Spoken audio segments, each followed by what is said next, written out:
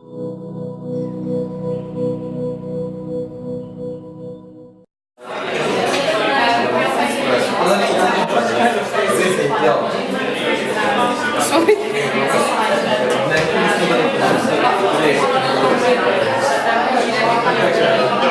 afternoon, hi everyone. Warm welcome to our last Discourse Café of 2015. I'm not going to say a lot about our guest today. I fear that I might do you all an injustice by speaking unnecessarily too much and not letting her continue. But in any case, I trust that you're all familiar with her achievements, her work. And most of us, I believe, have come across her work in some point in high school or university literature. But what I will do is to read you something in her own words, which she uttered at a speech earlier this year at the Sunday Times Literary Awards. We are facing a disaster in the absence of a crucial social unifying vision of a humane society. The times are pitiless. No vision is coming to save us. Let us dirty our hands with the tactics of the kind of communality needed to create openings into which new rhythms, new language and new modes of being human can be poured. So perhaps I should start by asking, what did you mean by this statement? Is it something that we can apply to Stellenbosch or to our personal living spaces, or is it more of a universal comment? No, I would say it's a South African comment. It was post-Marikana, post-Rhodes Must Fall, pre-Stellenbosch, but it's a general looming disaster, I would say, in South Africa, because we are experiencing an angry working class, an angry middle class, and we are pretending that it will pass us by or it will not notice. And so I think it's in general valid for South Africa. And the big issue is, what kind of society is it that we want? And the issue I made during the speech was that it was never asked what kind of country black people wanted in 1994. It was never asked. And it is bad that it wasn't asked for two reasons. The one is that we still don't know. You have Mandela, then we think that is it. Then Thabo Mbeki has another. Now Zuma has another. Young people have another. Workers have another. But the worst thing for me about not being asked is that you don't begin to think what it is that you want. What do you want with whites? Do you want them here? If you don't want them here, I think it should be said. Or if you only want rich ones, or you only want poor ones, or you only want ones who's willing to integrate, then you are taking leadership and say, this is how we want the country, this is what we want from you. And if we don't like it, you have to then give account and say, okay, I'm not going to live, and then you go. Or you say, yes, but don't you think we can do this, or will it help if, but under black leadership, it's not to tell black people what country they should want. It's to onderwerp yourself on, submit yourself to black leadership. And I think that was a big problem then. And if you look at Germany after the Second World War,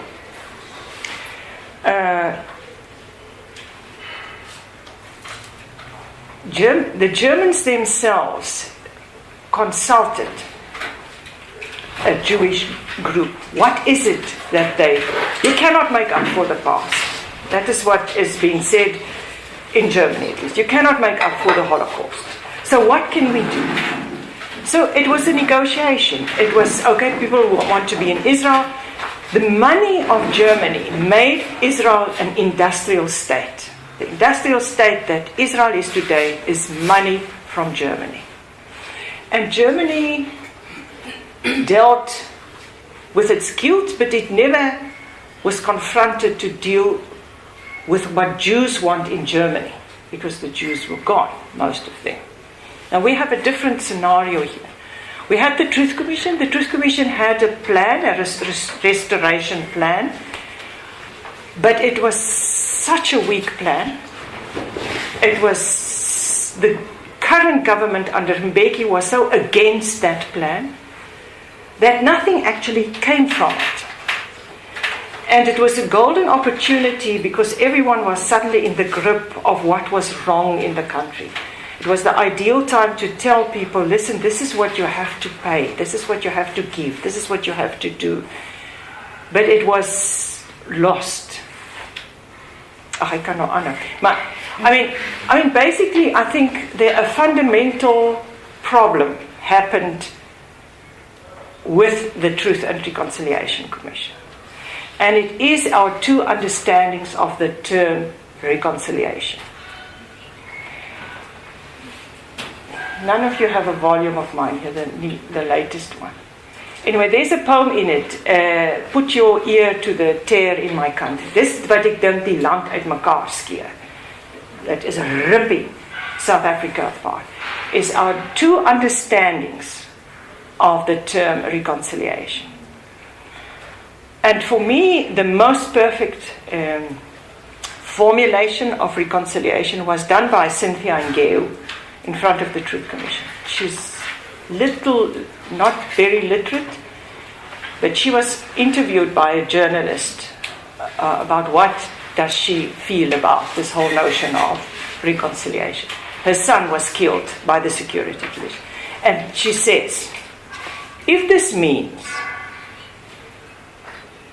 that this person who killed my child, if it means that this person will get his humanity back,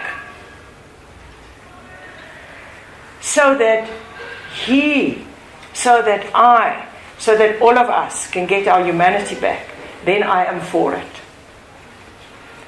Now, it's one of the smartest philosophical statements, I think, that's ever been made in the new South Africa. What she is saying is that person killed my son because he has lost his humanity.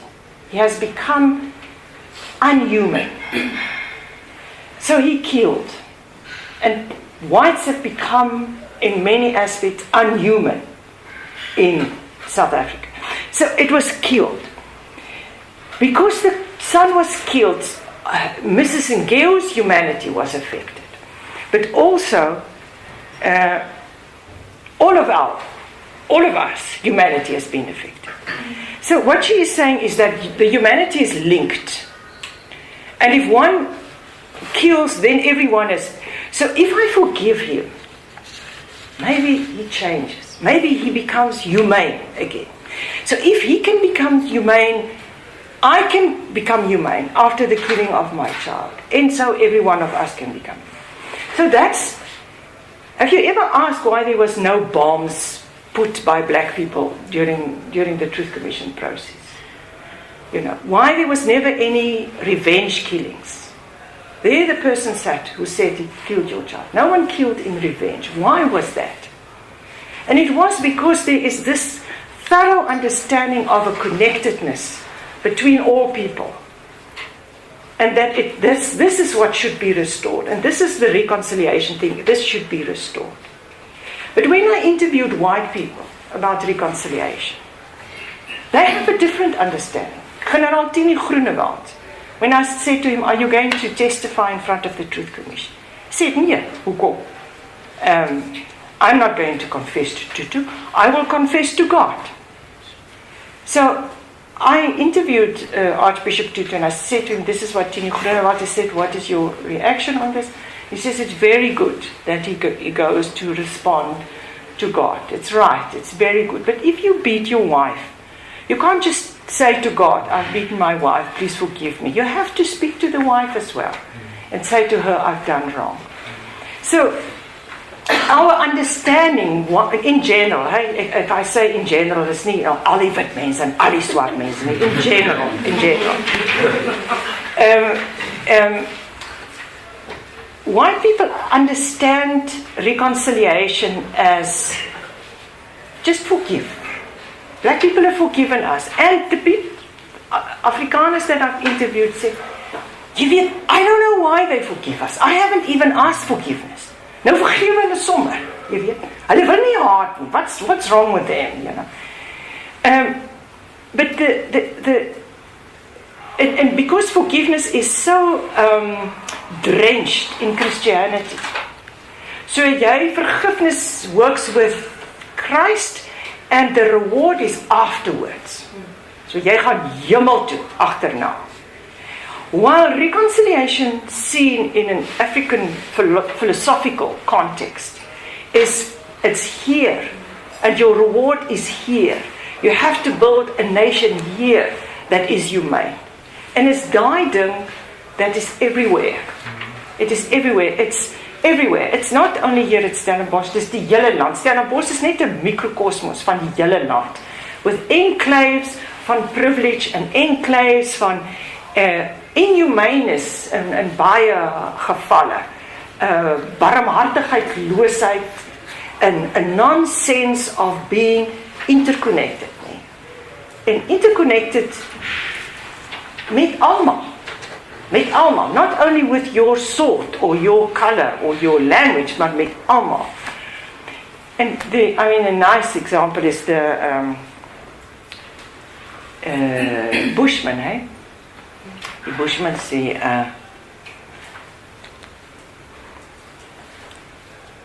those letters that you write there, it's written in our bodies. The Bushman's letters are written in their bodies. If we lie in front of our huts and close our eyes, we feel at our backs, we feel eland coming there.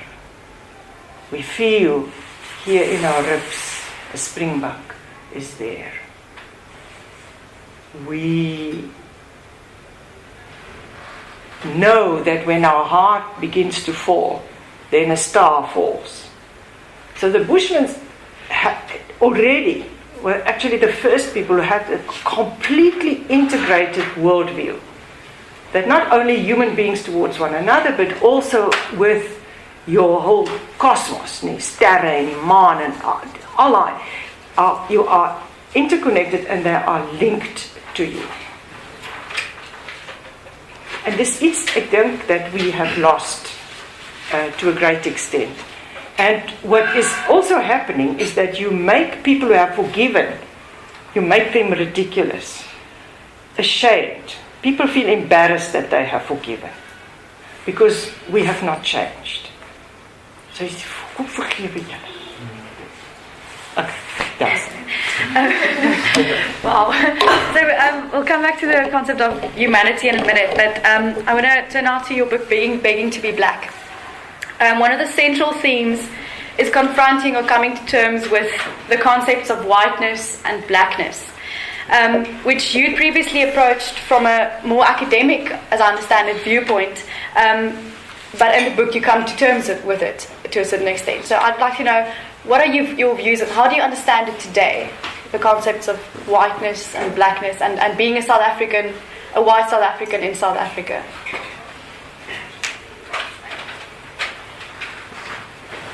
Well, I think what I have said just now, it is to try and trace what black intellectuals, black artists, black thinkers, black writers are saying.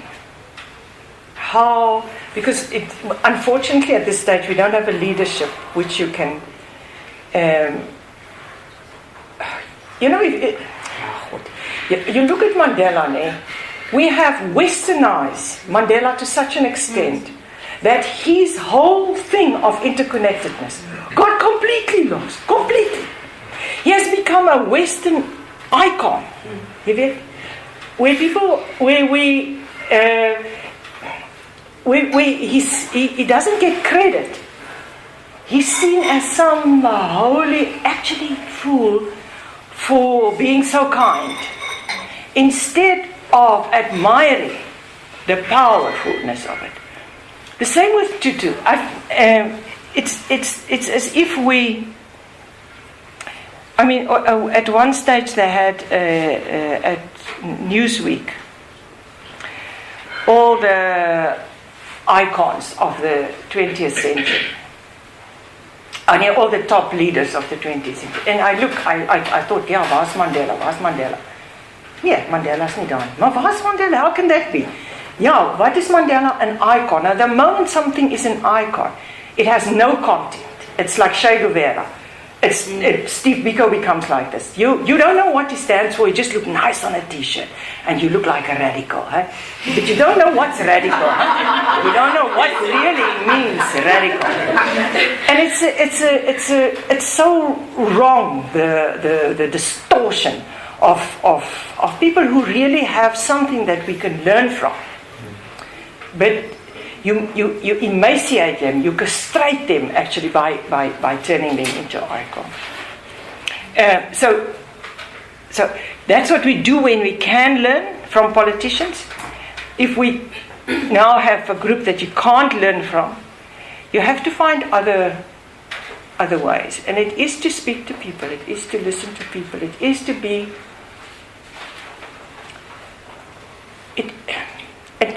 as we sit here, there's black people in this room. Every one of us is aware of how I sound, how you are going to sound if you ask a question. It's when you have a room, there's only women. The moment that there's a man, it changes your awareness of yourself. That you start thinking, what will he think of us? How does he, or men, that's why men should have women. And ek is groot vir quota systems. Because the moment that a woman enters a boardroom, or enters a rugby team, or enters a male hostel, it's verander daar. Because suddenly you become aware, okay, the easy way in which I think I can be is disturbed. Ek moet nou cognizance vat van iets anders hier. And this is healthy. This is healthy. And that's why if you go to classes where there's people of different colors and different languages and different backgrounds, it's healthy. Jy weet, ek is by UWC, né? It's vir die eerste keer die afgelope 2-3 jaar, there's white students there. En hulle is nou in die minderheid. It's net 'n paar. And it's so interesting to look at their body language, to see how they sit, who they talk to, because they're completely unsafe in that space. It's not their space. They don't know the space well. And how cleverly they begin to negotiate. That's what they see. Who they befriend. Do they befriend? Where do they eat? Where do they sit? What do they read? Do they go to the social things or don't they? It's healthy.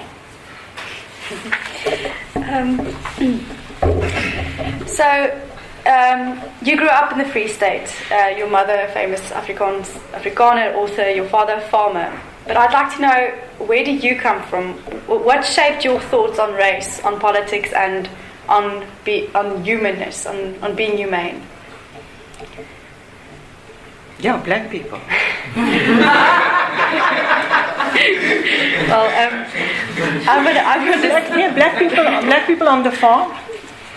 And then we returned, when I got married and we returned to Kroonstad, which is a small town, and I didn't want to teach in a white school, and I went to ask. There was a black training college. Went to ask whether they don't have a job. I said, yeah, but they can't pay me. Ek sien nie goed, ek sal. And I sat there where I grew up, in the township there, and the students in front of me was stranger to me than the people I see when I go overseas. It was like I was overseas. What do you eat? Where do you hang out?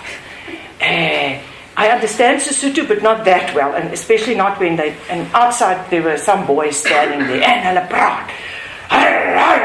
and ek dacht, oh, the revolution is coming.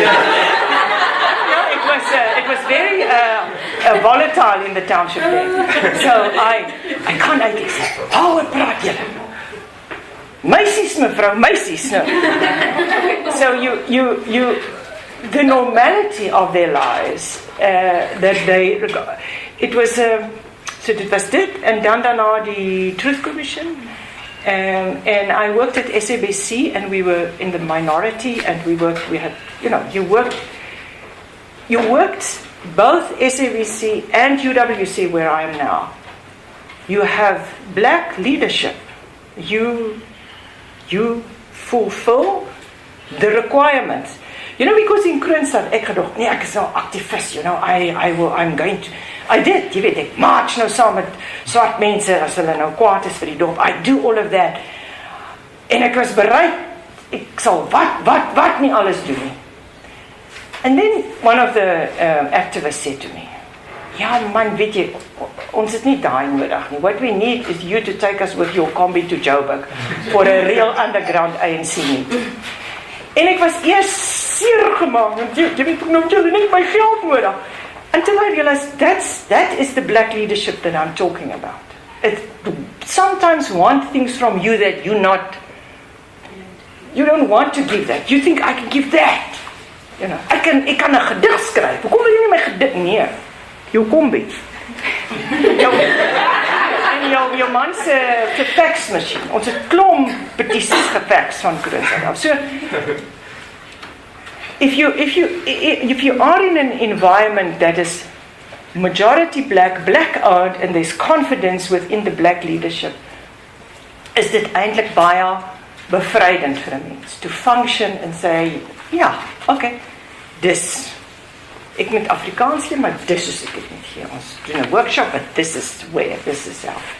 Ja, it's ek het ook Long Walk to Freedom vertaal into Afrikaans, and it was self a big learning curve.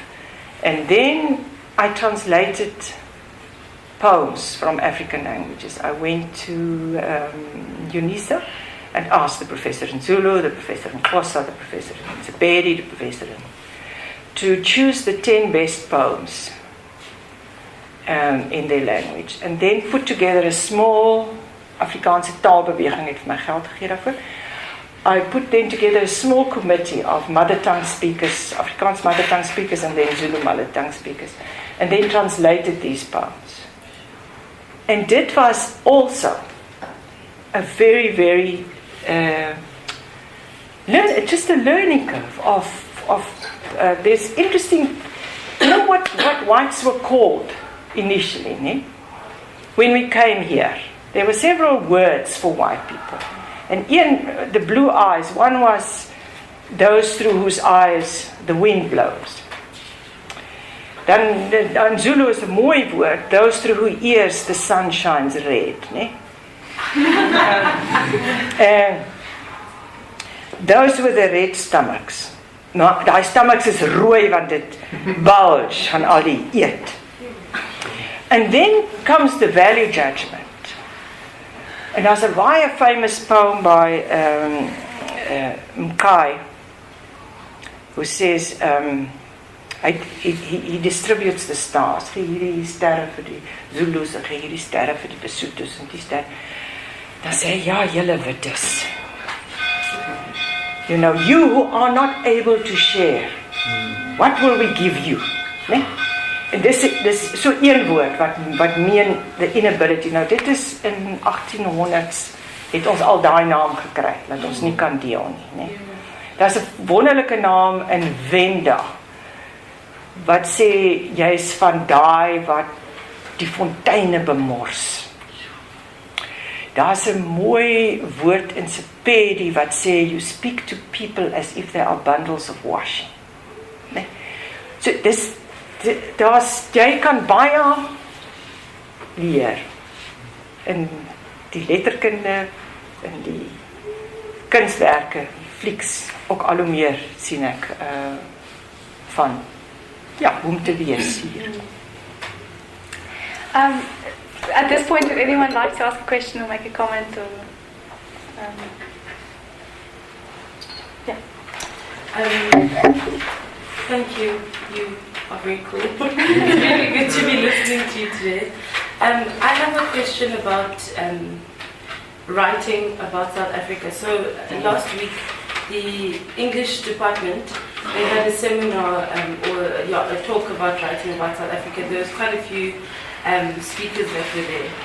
In any case, one of the assessments that was made was how when we, obviously now as South Africans, we're really struggling to deal with our past and we're coming to terms with a lot of things.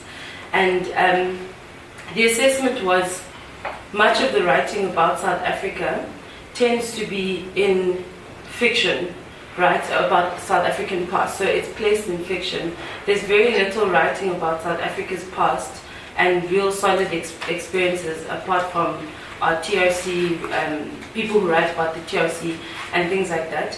And then also that a lot of this writing about South African, like day-to-day interactions are done very much in Afrikaans and then by females. So like Madeleine van Niekerk's Achat and those kinds of books. And I think there's another one. I can't remember it. In any case, I want to know from you, just in terms of the way that we write about South Africa, I think when we take it out of, when we write about the past and we write about it in fiction, obviously we sort of put it over there. It's a bit distant because we can't connect with it as a present, current topic. And I'm interested to know from you how that maybe has impacted your own writing. Because I mean, you did, what was it now, Country of My Skull, and that was quite close to the TRC time and all the other stuff that you've written. So just how does that impact you? Yeah, it's an interesting and it's a large thing, you know, where there's lots of complex answers. I would differ from the suggestion that that people rather write fiction. What is selling, let me put it this way, what is selling better now is non-fiction. It's a huge field. Suddenly in South Africa it has exploded. And my belief is that we are hungry to know more about one another, where you come from. I don't want to know what you fictionalize, but I want to know what your life was, how you grew up, what made you what you are today. What was this community? So there's a big need for non-fiction. Personally, I think, and then if it's fiction, it's about the past. Because the past is safe. Ne? But I have to say in Afrikaans, and maybe also to an extent in white English, but definitely in Afrikaans, it's to look at the past and try to detect the worms that were there, that was not acknowledged, or the things that went wrong there that wasn't. Here, maar jy het gisteraan Bloedbroers gekyk.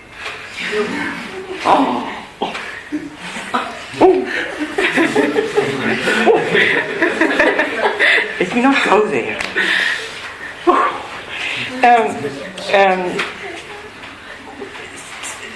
Okay, so it's interesting that they try to ontluister, to de-luster, whatever, the past. But the thing is, we don't live together now. So if you write a novel, if you're white, you actually can only write about white people and a black person in the kitchen or in the garden. You guys are more mixed, and the people in the schools are more mixed than we have ever been. And I'm waiting for the novels that come out of schools where you had, there must be hundreds of stories lying around there.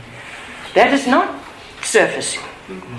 The black writing is extremely interesting and very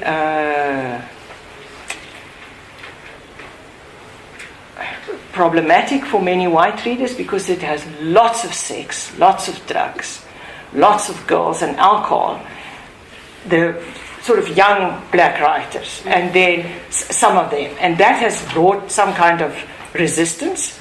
But there's fantastic other stuff but there's no white people in it. There's no white people in it. It's now you can understand that you have to bring back the black voice into say English literature. But it would be the South African literature that has us all as who we are, and as with our differences as part of a novel.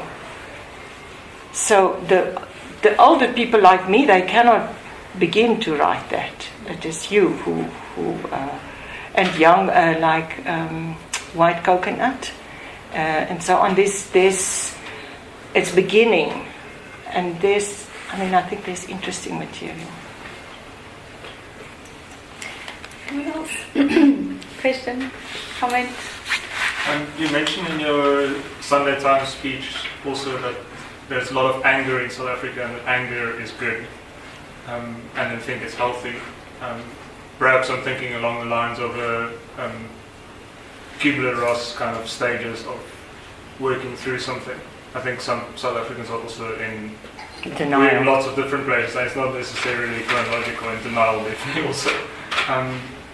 But how does one react to anger? So as a young white person, for example, and you're confronted by someone who's very angry,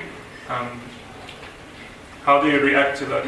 And more broadly in society, how do we deal with anger and channel it constructively into something rather than into something constructive rather than something destructive? Yeah, I know from experience, if someone that is black hates you or react angry, it is extremely humiliating and hurtful. It is a real, but it makes one understand perhaps better how people felt in the past, when we reacted that way. So one has to find the ability in yourself to overcome that.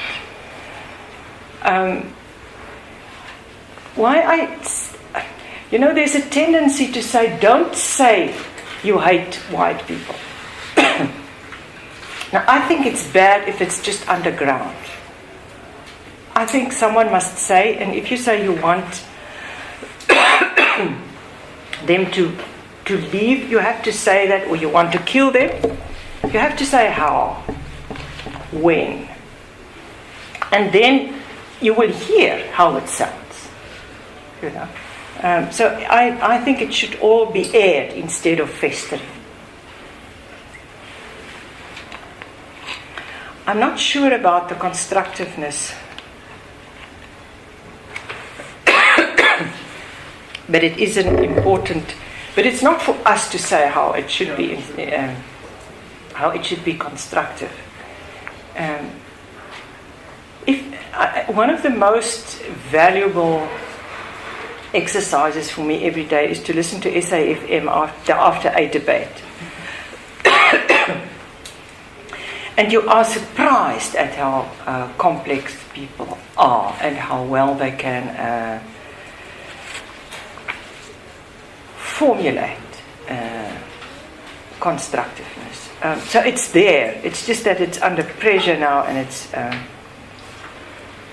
ridiculed, perhaps, of engulfed by anger of young people. But there was a study in this year where this campus, your campus, and I think UWC, and then KwaZulu-Natal and Fort Hare, they interviewed young people about race. And what is one of the most, the conclusion that they came away from every campus, is that all students want to move beyond race. All of them. They say that. But the next moment when you ask them a question, they fall back into the old race categories of black, colored, and Indian and white. So the conclusion is that in a big way, academia has failed to create new vocabulary for young people to work with. So we are all trapped in that old race categories. And it's like lead in your clothes. You can't move forward because it remains there. And it's a challenge for the academia and a challenge for students to work out new vocabulary in which we talk to one another. Another question? If I'm not something, I hope this is appropriate.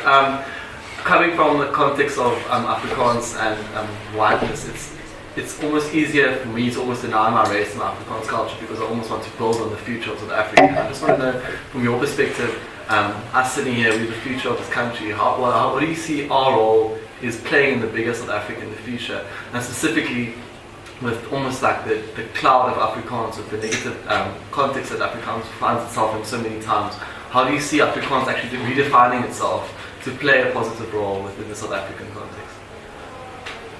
You see, it's like people say, I think Islam is a terrible religion because look what the people do who are Muslim. It's like you say, Afrikaans must be a terrible language because see how the people behave who speak it. So it's not the language, it's our behavior. And, I want to bet if everyone here spoke English anyway, the same anger would have existed. The anger, I believe, is not necessarily against Afrikaans, but is against an enclave of privilege which you feel you can't access. And it's not only an enclave of privilege, it's also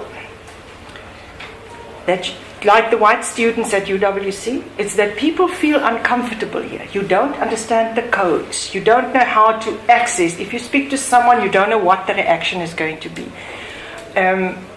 It's to have empathy for that insecurity that one has when you're and to constantly see to it that your surroundings are mixed.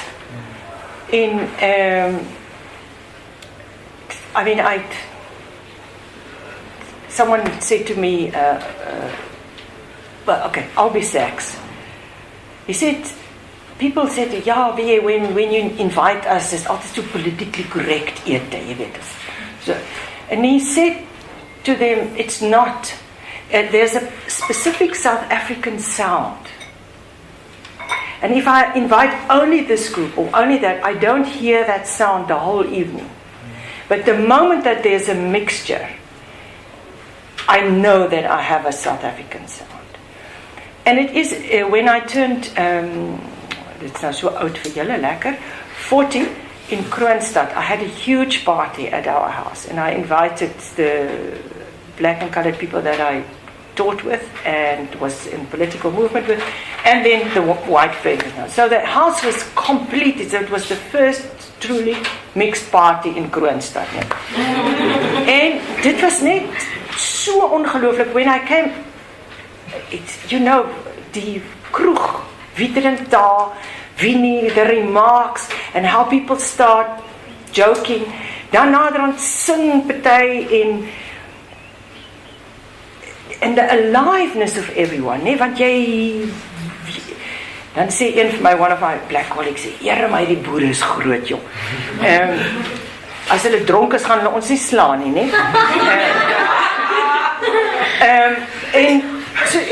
and then at one stage, at around, so ons nadat die ligte is donkerig, mense begin dans, en so, en omtrent so 11:30, suddenly, it was in the garage and the rest of the house, the door just broke open, en toe kom die polisie in.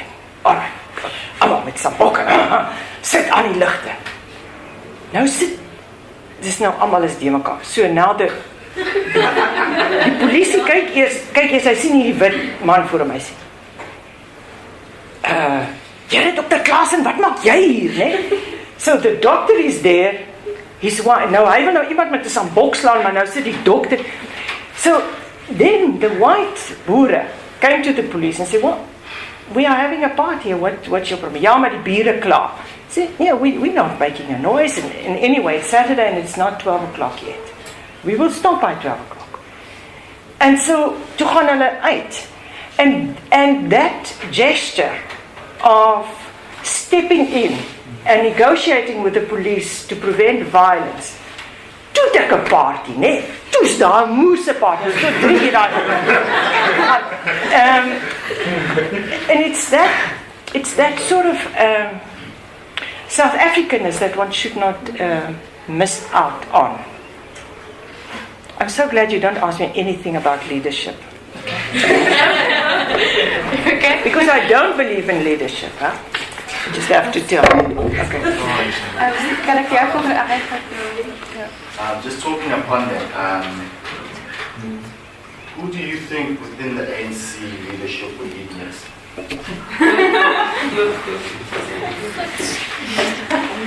If I'm honest. Yes, honest. Because you just, within Kodesa, the same thing that happened at your house sort of happened with Cyril Ramaphosa's 40th birthday, where on the day that they actually, I think, signed that there would be election, it was Cyril's birthday, and Cyril asked himself how I think Mayor Pai, he says that he's actually wondering how at this party that they're all dancing and he'd like to actually come out of his shoes and be in John Mayer's shoes and actually see why and understand how he feels. So that's why I'm asking you, because I've spoken to a few people to say, I feel Cyril will lead next. And you spoke something about interconnectedness with not just us as humans, but with the universal cosmos. And I think what happened that day can be reflected again into the nation. That's why I'm asking you that question, and I think you might have a few understanding of the few leaderships that are there already. Sure. There's that other beautiful story about him and Ruth Meyer fly to the remote lodge where they met for the first time. Yeah, but they were fishing, and Ruth Meyer got a hook. What is it? A hook. A hook in his finger, and it was bleeding. And Cyril said no, and he wanted to, and he said no, and Cyril. Yes. So it's a beautiful.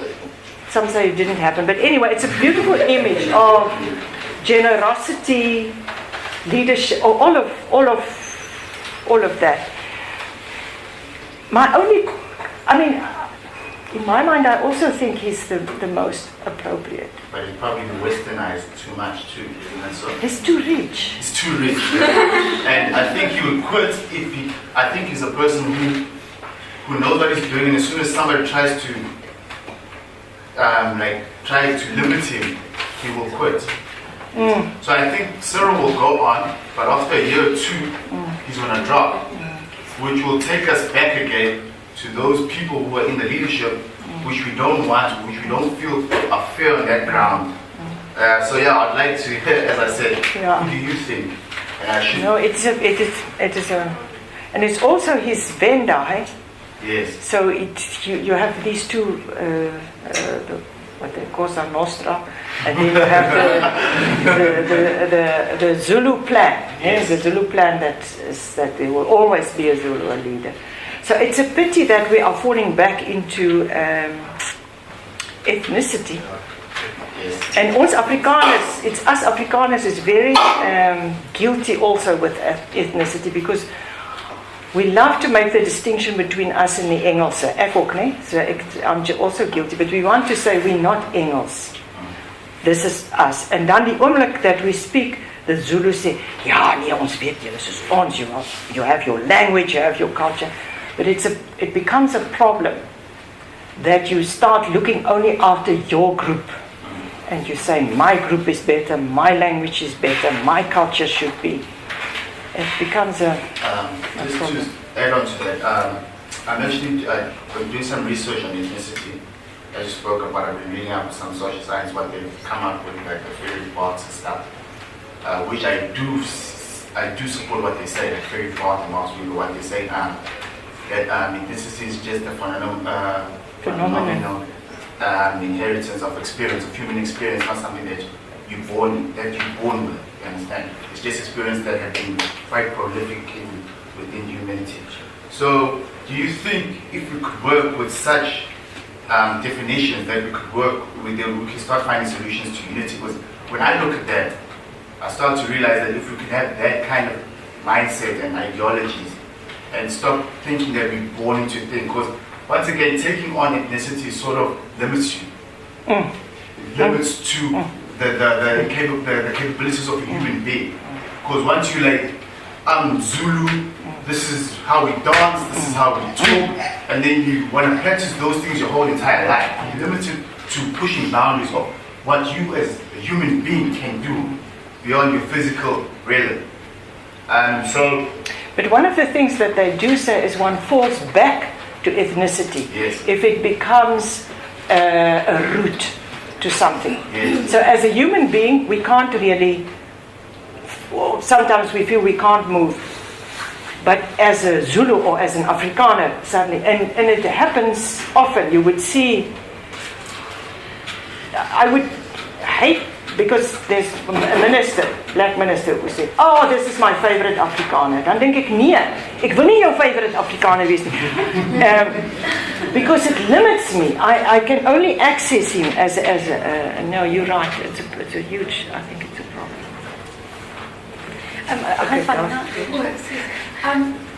Well, I So ons 3 vrae vat. Shall we take 3? Yeah, okay. Just in the light of previous questions also asked and your expectation of our generation, just what do you expect from future novelists and authors from our generation? Because like in the climate of campus movements at the moment, it seems like we have a mentality of first breaking down and then building up again. Do you think we should, like novels, things that are going to be produced from our generation, do you think it should dig deeper into the past, or do you think we should rather write out of our experience as South Africa and out of your way? You see, you can do, umlungu in the township. It means you go to a township for 3 weeks and you come back and you write a piece. You know, that's been done. I'm interested in the people who married, or the people, and in Kroonstad where I live, apparently in the RDP houses, there's a lot of white people living. I wonder how, I wonder what, I wonder who's their friends, I wonder.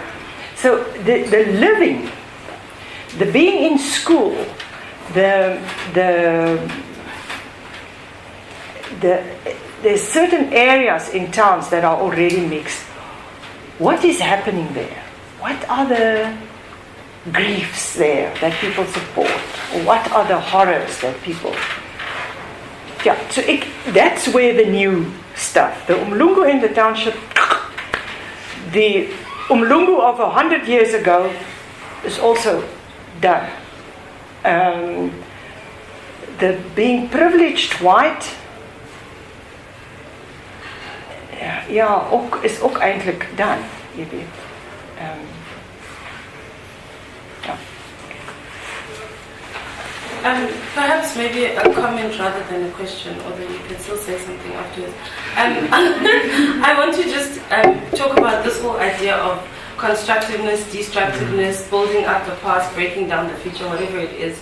I think that, firstly, I think it's a big problem when we start a conversation, such as a conversation in South Africa, on the basis of, because I feel like if something is not comfortable to us and if we don't enjoy how it sounds, then we automatically label it as not constructive and as destructive. And when, and especially in Stellenbosch and I suppose many other campuses, when we talk about how we talk about South Africa and how we talk about Stellenbosch, that when people do actually make arguments about what it is to be black, what it is to be white, blah, blah, blah, that's then, that's first breaking down something. And I don't think that's necessarily the case, and I don't think that it's even important for us to make that kind of distinction.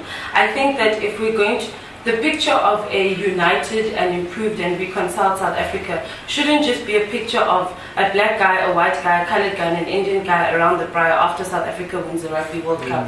I think it should also be a picture of black kids and white kids sitting in a room crying and acknowledging each other's stories and acknowledging what has happened. And I think we're working on this quite well in Stellenbosch, and we've got conversations like this where we talk it and whatever, but I think we must be very careful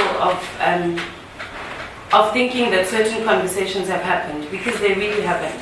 And I think even when we write about our past, or try to write about the future, I mean, when you're talking now of young our generation writing about whatever we've experienced, it's almost impossible for especially black, coloured and Indian South Africans to write about their present or their future without the past being a part of it, right?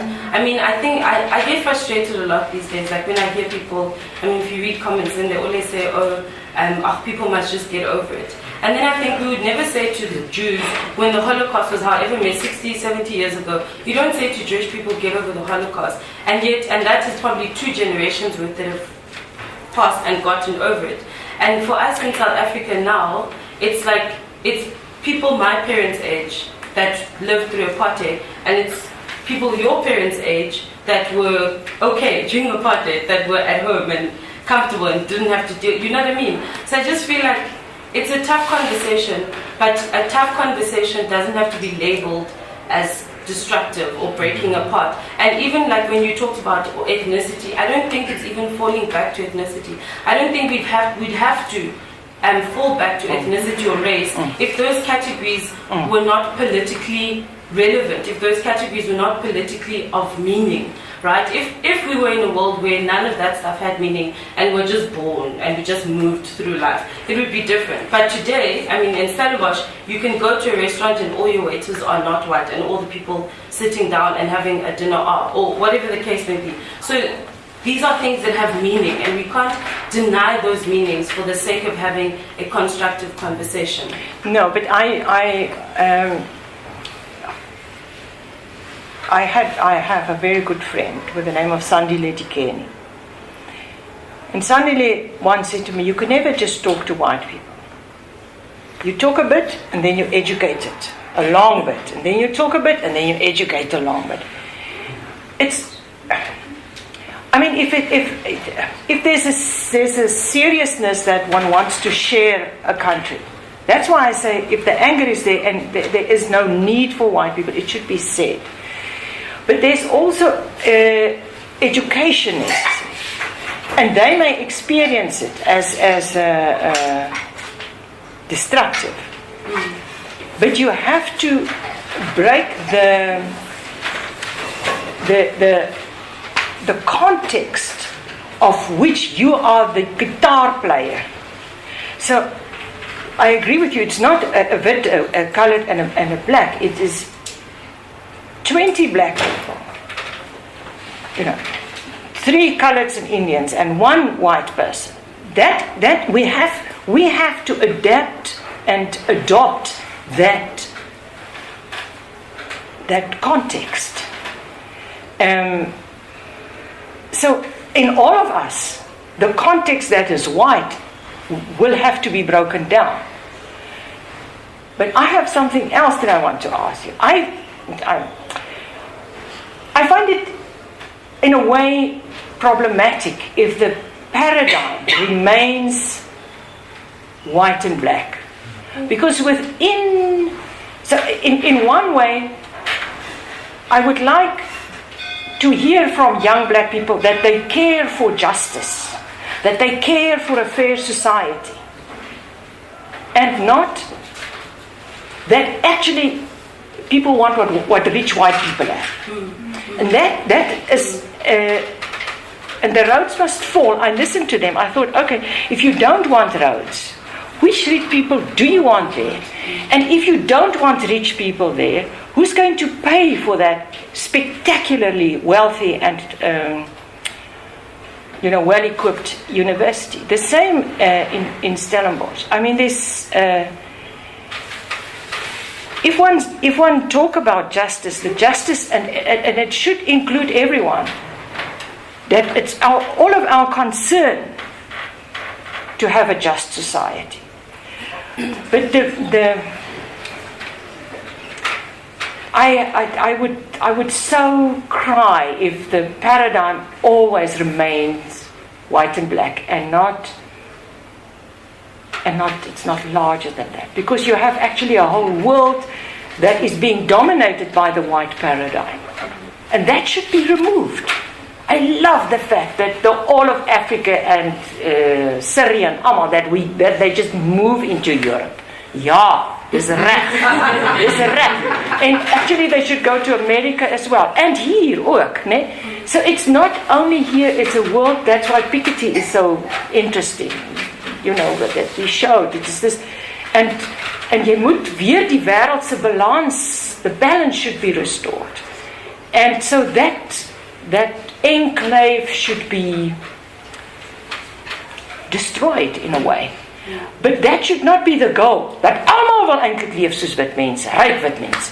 And then, you know, it's and that's why your philosophers like Deleuze and Guattari said, if the ideal is that all of us actually would like to be white men, then nothing can change. It's when all of us, especially white men, wants to be black women, then you will see a country change. But to do that, you have to change what being a white man and being a black woman means. Yeah. And you can't do that without having the conversation. The conversation. Right. And the black woman must want to be herself. Exactly. Yeah. Okay. No, So, just to ask, would that be redefining ethnicity? I mean, are we now doing this? I agree with you. I don't think, because even then you can argue about the difference between race and ethnicity, right? There is a difference. There is a difference. Yes. I think what it comes down to for me is that I think what we term ethnicity and race essentially comes down to an experience, right? And like when you think of Steve Biko and his definition. Ethnicity is an experience, not race. No, but I'm saying to you, for example, there's different definitions of that. So Biko, for example, defines race, specifically being black. He defines black as a political experience, right? He talks about all the things oppressed, discriminated. He defines that as an experience. You can also define ethnicity as an experience. My issue is not in what we define it as. My issue is in us saying it shouldn't be a big part of the conversation we're going to have. Because I feel that when the terms of injustice, right, i.e. pre-94, even pre-colonialism or during colonialism, the terms of that injustice were the terms of ethnicity and race having political and economic consequences. And so when we try to move outside, or when we want to move on, we can't change the terms of the justice because we want to be nice and not talk about those things. We must address that first. Then I don't want to be black in the next life. I don't want my children to have to talk in terms of black and white. I really don't. But I feel that for our generation, if my children are going to be able to have a conversation with her children, then we must have that conversation so that by their stage, it's not even an issue anymore. And that's what I'm saying. We mustn't be escapist and just ignore it, because it's real. We can't lie about its realness. Okay, thank you. I think this is the last question. Dans twee dan. Oh, okay. Dans twee. Okay, we all both. You've referred a lot of times to how important it is to have mixed environments, and you said even that here at Stellenbosch, or you referred to us as a group, we are mixed and high schools are mixed. I think apart from our classrooms at Stellenbosch, we're very far from being properly mixed. We're not mixed on the playground at all, so to speak. So something that I've been thinking about, and I'm sure everyone in this room has been thinking about it a lot lately, is our language policy. And we're trying to have an inclusive policy, but it's clear it's not working. We aren't seeing to certain students' needs and to their rights. So, they've tried having translators, that's not working. They've tried in some faculties separating the classes, that seems to be going a better way. And I've thought about it in a lot of ways, like what is the best solution, and to me it seems, obviously everyone can have their own opinion, but to me it seems the best way to ensure that everyone has proper access to what this university can give them is if we separate the classes and have one class that would be fully in English and one class fully in Afrikaans. I am afraid, however, that the consequence of that might be that it even furthers the gap or broadens the gap between the different groups. And now I might be overthinking the consequence of a possible split like that, because to my mind that means that you'll have an Afrikaans class that will be 90% white with perhaps a small 10% of colored students. That's just an estimate, obviously. And then you'll have an English class which will probably be more mixed, but definitely the majority of the black students will be in the English class and not in the Afrikaans class.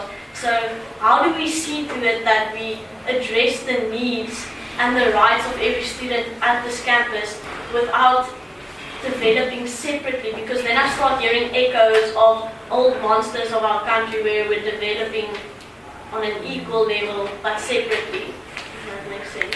Okay, Excel, your question? Okay, I like the point that you made. In a way, the world is trying to be like the white male in terms of how the economy is running, their economical strength, right? So I've heard one of the conclusions about diversity or opinions is that it's a chasing down of white people. So if you go into predominantly white countries, those are the countries where diversity and transformation is always implemented. It's never done in countries that are mainly another race. Right? So if you look at where Europe, America and Australia is situated, you'll see a scattering of all the other racial groups outward into there. So now my question is, and in South Africa in particular, how do we get the white male, the J.T. Ferreiras, our own Dr. Johan Rupert, these guys with the money, because that's where it starts, sadly. It really does start with the money, because that's where it will really start redistributing, you know. How do we get them to want to buy into this? Let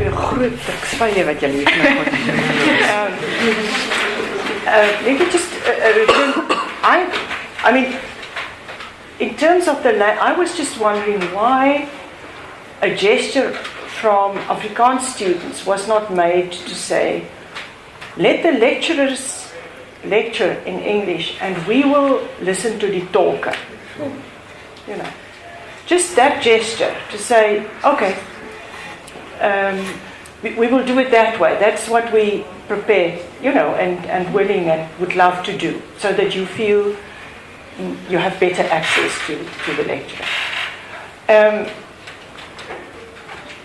Because I would do that, but the second thing is whether you mix on campus.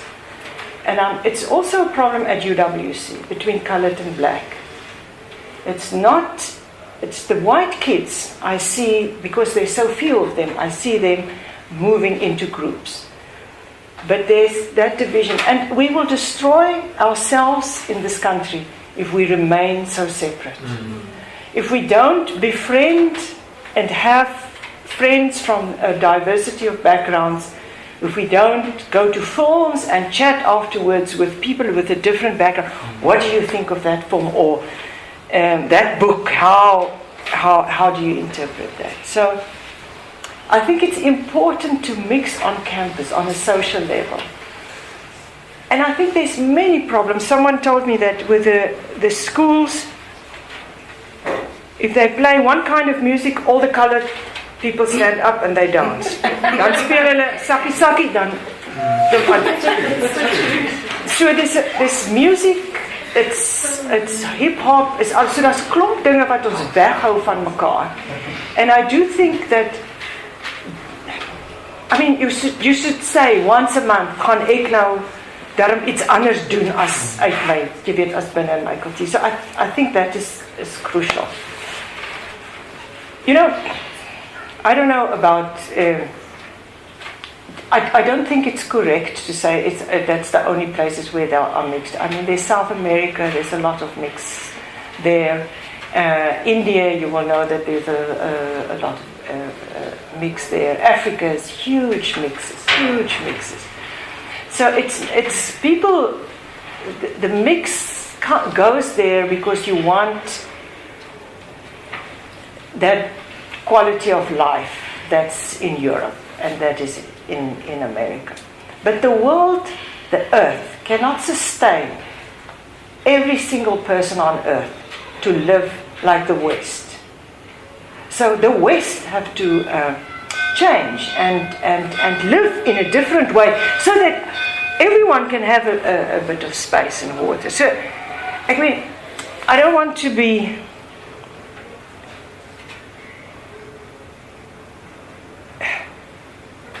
I'm not necessarily anti-rich people, but the moment that rich people buy into something, you have problems, hey? Remember Piketty said the last groot, one of the things that he says is that wealth is in the hands of some. And today, none of you can work yourself rich. Nobody here. Niemand op aarde kan om meer ryk werk nie. Those who have money, invest it and it groei. If you work every day for a salary, dan kan jy behalwe as jy iets ontdek of skep, jy weet Facebook of so, dan kan jy nou ryk word. Maar ons gewone mense kan onsself nie ryk werk. En die laaste gelykmaking in die wêreld van geld was die Franse Revolusie. Okay. So, and sien jy die aarde, there needs to be a rectification of the fact dat so baie geld daarin is. Maar ek wil 'n ander ding sê. I read a wonderful article van 'n Dutch poet wat sê the fact that a poet exists is a criticism on wealth. But there's no value in a poem. And he compared two artists, two brothers. The one was a visual artist, and the other one was a digter. And the visual artist is selling his paintings for millions. En 'n ander digter. And how he prefers that and Neville Alexander het 'n baie mooi phrase. Enough is a feast. Dat jy hoef nie 'n fucking Ferrari te ry nie. Jy hoef nie, you can live simply and just have such an aware life and such an enriched life. Ja, ek hier ryk mense maak my moeg, man. Gaan ons daarop volstaan? Ja, okay. Ek wil net conclude met leierskap. Waaroor ek teen leierskap is, of teen die konsep van nou, hoe word jy 'n leier? The thing is that every person has to make his own life. So it's not only leaders who make lives or what it is. Every one of you as you sit here on this campus, almal van ons moet ons lewens maak in our own ways and according to our own circumstances. So to wait for a leader or think you can only and the whole notion of leadership for me is it traps you. O, jy's nou die leier. Ons praat nou. Arme Joost. He only wanted to play rugby. Maar die land maak hom toe 'n role model. So when he's caught with prostitute, hy het maar net rugby gespeel, jy weet. So keep open for yourself the choices to do things that people say, 'n leier sal nie dit doen. Ja, ek doen dit, want ek wil ondermyn dit wat deursgaan as, jy weet, indrukwekkende leierskap. We all make our lives, and it's not only when you're a leader. Ja. Okay.